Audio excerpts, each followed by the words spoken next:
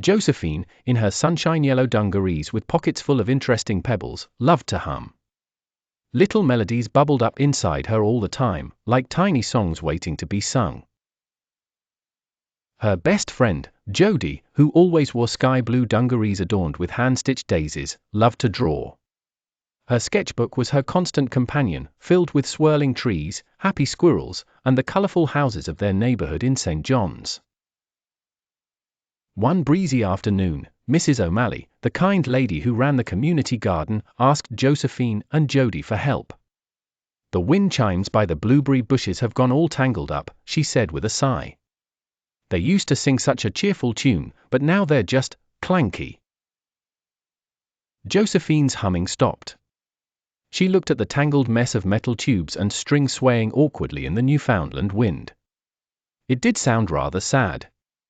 Jodie, meanwhile, had already started sketching the problem in her notebook, her brow furrowed in concentration. They walked over to the blueberry bushes. Jodie pointed at her drawing. "See? The long tubes are caught around the short ones, and the string is all twisted here." Josephine nodded, but a little voice inside her whispered, "This looks impossible. There are so many pieces." She felt a familiar shyness creeping up. Usually, when things got tricky, she let Jodie take the lead. Jodie was so good at figuring things out. But then, she remembered something her grandmother had told her, "Josephine, your humming isn't just noise. It's your way of understanding the world. Listen to what your heart is telling you." Josephine closed her eyes for a moment and listened. She didn't hear words, but she felt a rhythm, a sense of which strings might need to be freed first. She opened her eyes and, without thinking too much, gently reached for a thick, silver tube that seemed to be holding everything else captive. "Wait!" Jodie said, looking up from her drawing. "I thought we should untangle the top strings first, the ones near the hook." Josephine hesitated. Jodie's idea made sense logically, based on her sketch.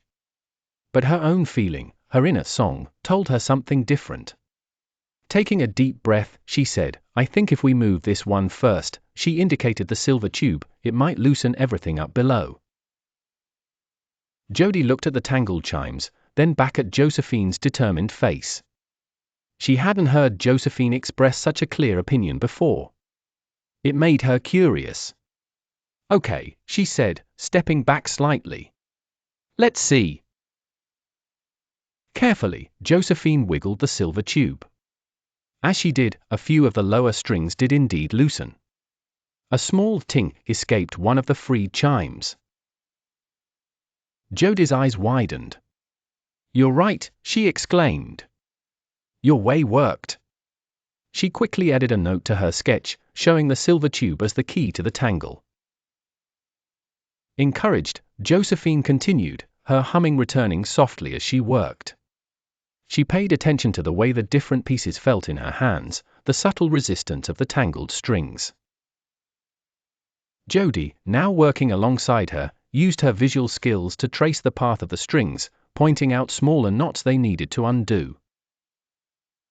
Finally, after what felt like a long time, the last knot came undone. The wind chimes hung freely once more.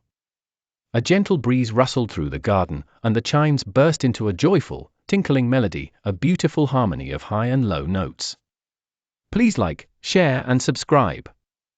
Bye.